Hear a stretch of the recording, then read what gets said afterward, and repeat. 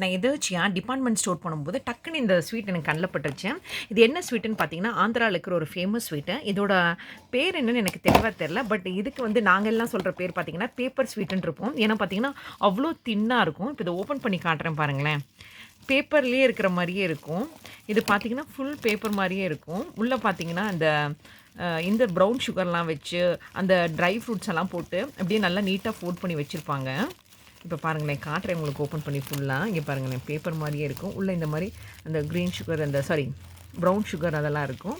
அதுக்கு கீழ பார்த்தீங்கன்னா, இந்த மாரி ட்ரை ஃப்ரூட்ஸ் எல்லாம் இருக்கும்.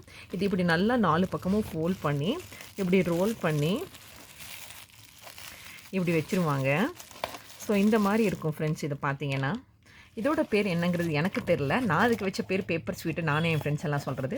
இதோட பேர் தெரிஞ்சுச்சுன்னா, நீங்க ஆந்திரா பீப்பிளா இருந்தா கண்டிப்பா தெரிஞ்சிருப்பீங்க. ஆந்திரா பீப்பிளா தான் இருக்கணும்னு அவசியம் இல்ல.